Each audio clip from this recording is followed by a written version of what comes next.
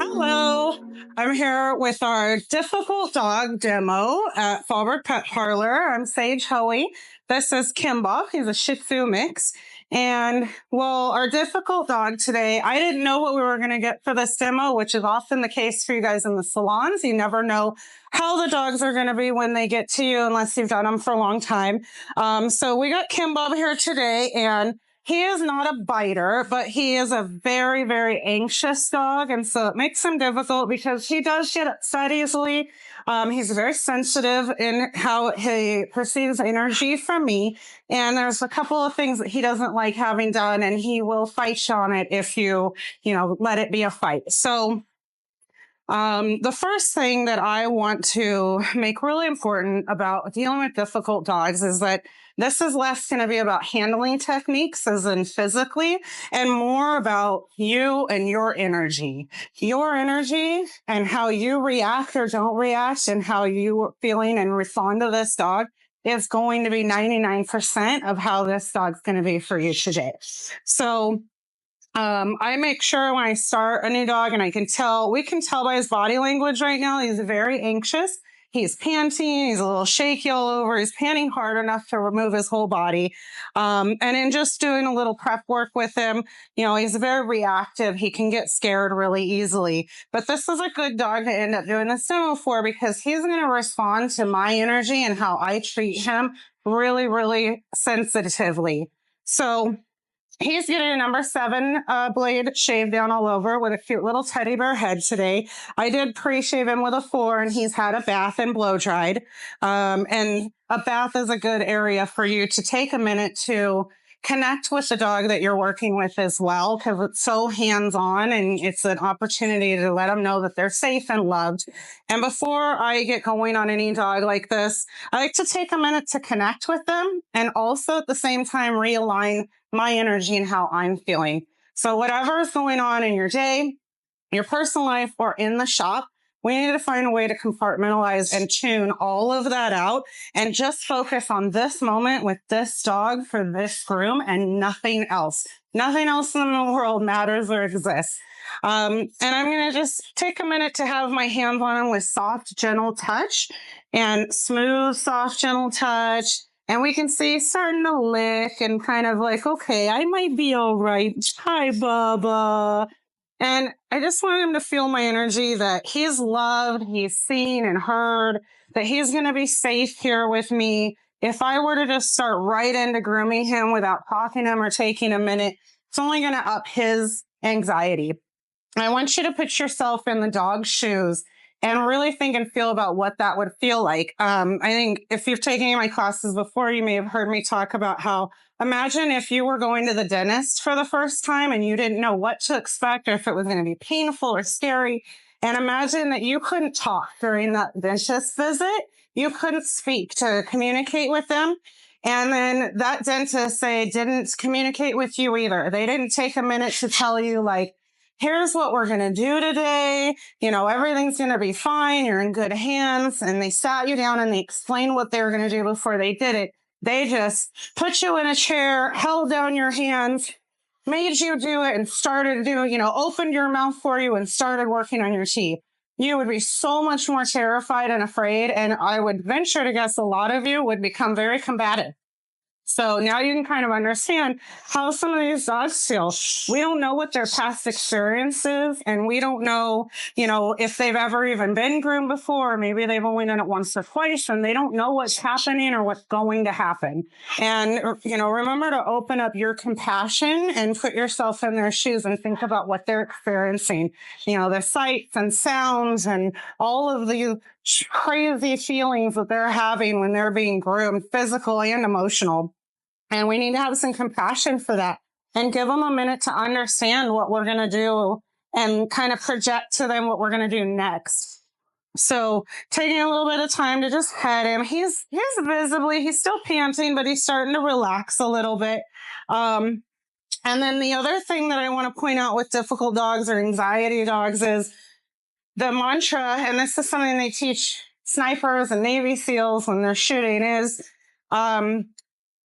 Slow is smooth and smooth is fast. If you're rushing on these dogs, you're going to make mistakes. They're going to get more anxious. The energy for both of you negatively is going to be rising to match each other. And you're going to end up taking more time than you would have if you just took a second to slow down and do what's going to be best for the dog and also your energy. So slow is smooth and smooth is fast. Take a minute, breathe, go at the dog's pace. The other thing I want you to walk away from this demo with is the mantra that soft hands make soft dogs. If dogs are fighting us or they're pulling their legs away, or like if he were to start, he's got some mats here in his ears that we've got to work out. If I start pulling on his ear hard or pulling his head towards me, he's going to fight against that. And the harder I do it, the harder he's going to fight me. So I'm going to keep my hands super soft and gentle. I'm not going to pull his head towards me with his ear. I'm going to make sure that I'm holding the hair above the mat so it's not pulling on his skin, and work at it slow and steady so that he's not getting hurt. If he wants to look at my equipment and check out what I'm doing, I'm absolutely going to stop and give him the opportunity to do that.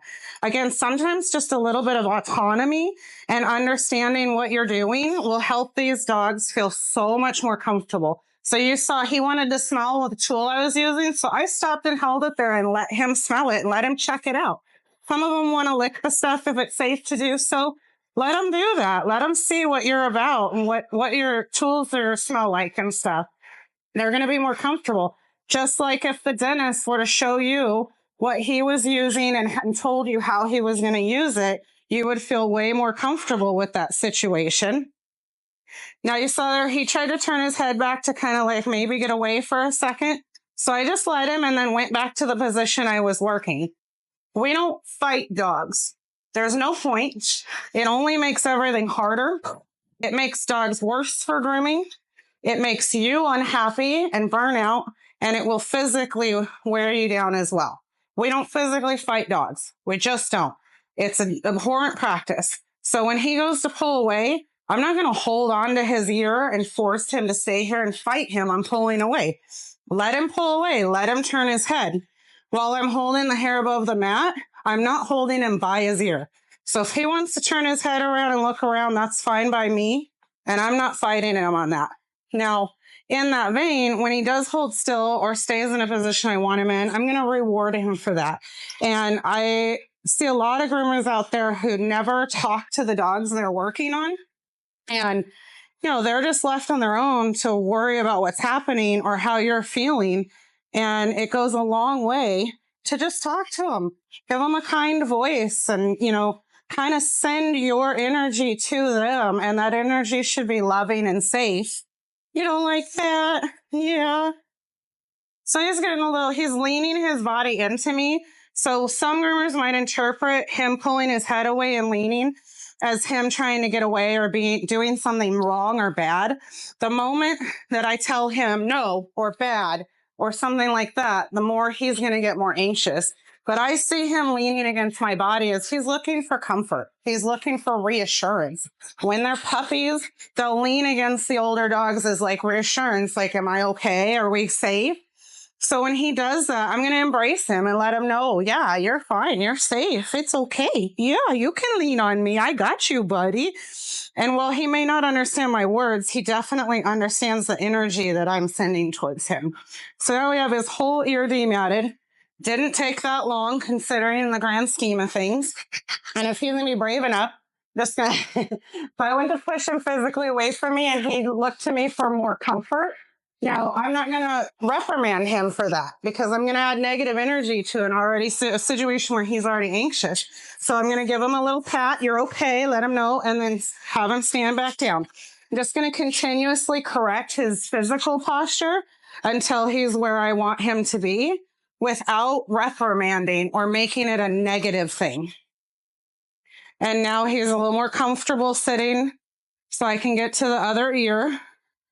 And that could have been a moment where if I had reprimanded him, I could have upped his negative energy or his anxiety really easily and started the ball rolling or the snowball, if you will, on a more of a physical fight with getting him to go where I want him to go. There, we got that mat out. So now the other ear, he learned to trust me that I'm not going to pull on his hair or hurt him. So now when I dematted this ear, he was more comfortable and let me do the whole thing really fast, a lot faster than the first ear. So it's a good example of slow is smooth, and smooth is fast. But I took the time to show him he was safe on the first ear, and I was able to get the second ear dematted super quickly because he was more comfortable. And the other thing he's not really comfortable with is clippering on his front feet, his front legs as well. So this is a really common issue we see in the salons is dogs who really hate and fight getting their front legs clippered. And I'm going to tell you why that is right now. Whether it was in your shop or a shop previously, it's because these clipper blades have sharp points and somebody somewhere, maybe multiple times, ran that blade down the leg too fast and they bounced that sharp clipper blade point off of every bone in that dog's leg going down and it hurt. And they are very smart and they learn that hurts and I don't like it and I'm not going to let that happen. So they start fighting it. And then we get them and we go to shave the front legs and they pull their leg back and start fighting it. And we tell them, no, bad, stay still, stop it. Why are you being such a brat? And now we're adding more negative layers on top of their already negative experience. And they're only going to get worse and worse and worse for their legs to be clippered. And at some point, these dogs are going to become seniors. And we can't fight those fights with them anymore. They're too frail. They're too old. They're literally will make themselves sick of heart attacks from stress. So we need to nip that behavior in the bud now. And the way to do that is to make them understand they're safe and we're not going to hurt them. So if that takes me either hand scissoring the legs and doing a little bit of clipper work at a time until they start to learn, or doing it super slow until they're comfortable, then that's what I'm going to do. Oh, we heard that clipper turn on. Good boy. So I had a pretty good reaction to that clipper turning on. So I took a moment before I put it on his skin and let him look at it and smell it and see what it was before I put it on his skin. I'm going to start at a nice neutral spot, which is the shoulder. If I have a dog scared of what I'm doing, I like to start at the shoulder a lot because it seems to be a less scary place for them. Some dogs prefer the back end. So before I go to the legs, I'm going to start up here in a spot where he's more comfortable with me touching and putting the clippers. And then I'm going to slowly work my way down his legs. And while I'm doing that, with every time I'm touching his legs, I'm reinforcing that this doesn't hurt and he's fine. Good boy.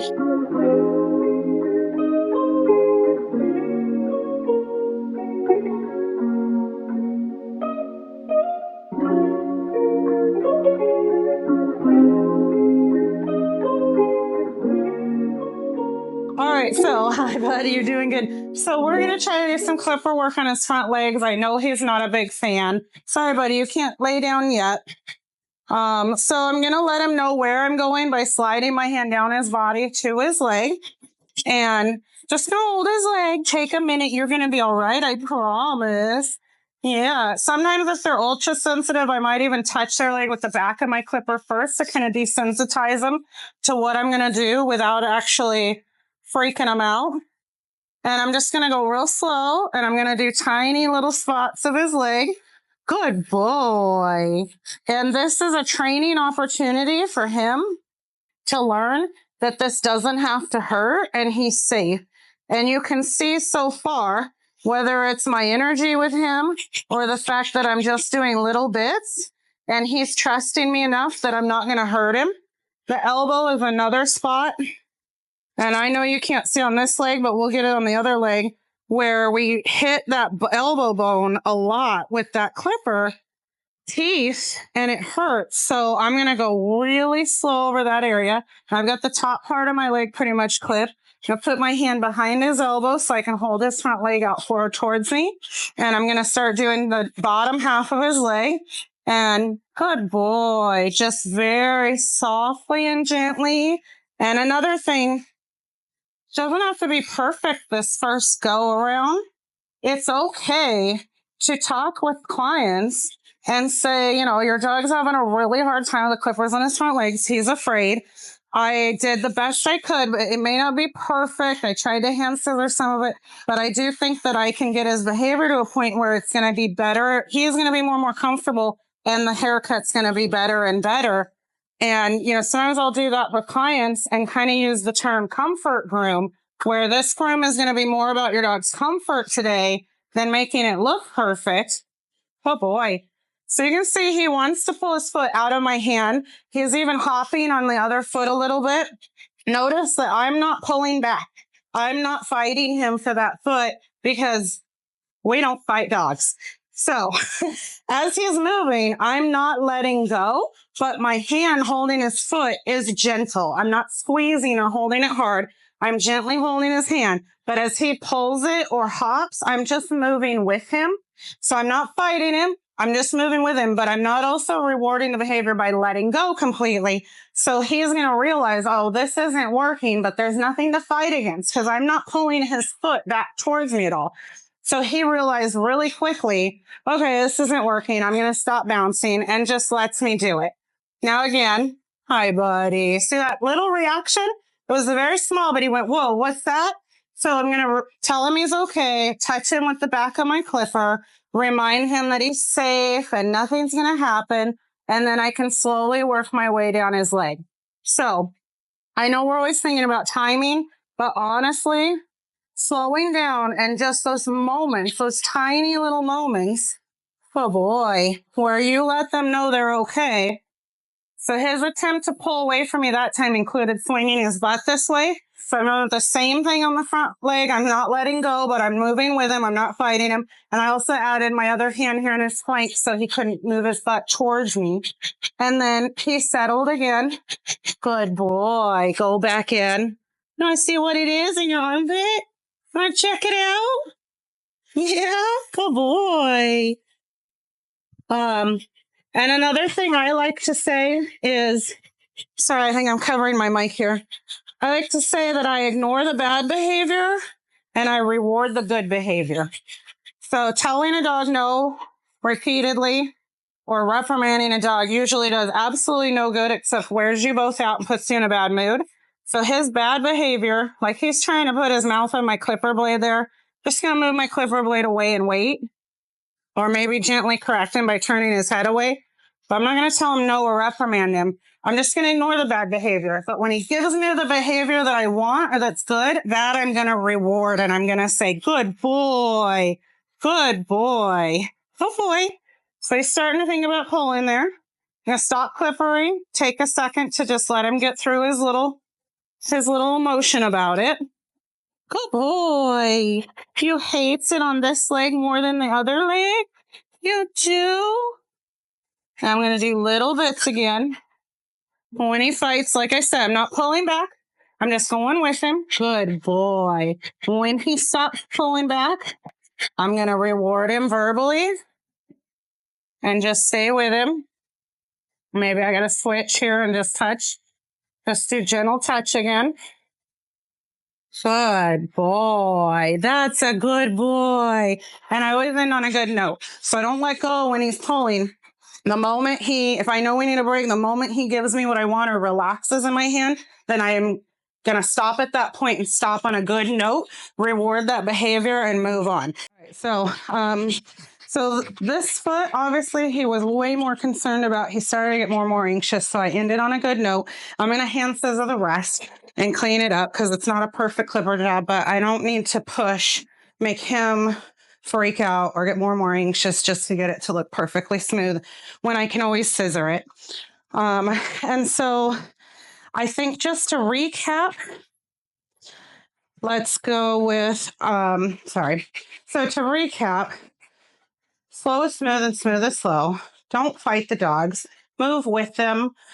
Take a moment to connect with them and let them know they're safe and happy. You can see this very anxious dog has been behaving very well, and I've got quite a bit done with him, just in the way that I've handled him in my own energy. You will see in the salons, I'm sure, that some dogs really love certain groomers and then they're really awful or behave badly for other groomers. And I got news for you guys. It's you. It's not the dogs. Any dog that's misbehaving, they're like that because they had an experience that made it that way for them, or it's you and your energy. It is completely controllable within yourself to bring the right energy to the literal grooming table and make them more comfortable and happy. So the other thing that I wanted to say and recommend is that in order to realign your energy every day and how you come to work and bring yourself, I really highly recommend a meditation practice, even if it's 10, 15 minutes every morning or in the evening or something. And there's a lot of really good apps out there that are free now that you can download and use if you don't know where to get started. And it's just going to kind of set your intention for the day of who you want to choose to be and what energy you bring so that you can bring the best version of yourself to each dog that you work on. And we're training these dogs every moment that we're handling them. Even though we're groomers, we're also dog trainers. And how they're reacting is because of how we handle them and treat them. So you have complete power and control over how these dogs react and be. If he has this good experience every time, while this may not be a perfect groom and he still has some anxiety, we can build on this every time he's coming here to get groomed until he gets better and better and better. And eventually we have a very happy, calm, compliant groom dog. That's in our power. So it's all what you choose to be and how you choose to come and give yourself to these dogs every day. I know that we all got into this because we love dogs and we wanted to make dogs feel better. And so it's a huge part of it. It's not just the physical part of them being clean or dematted or well groomed. It's also how they're treated and the love that we show them every single day when they're with us. So, Kim Bob, you want to say goodbye to everybody and we're going to get your little face cleaned up. So thank you for joining me. I'm Saige Hoey here at Fallbrook Pet Parlor and we'll see you next time.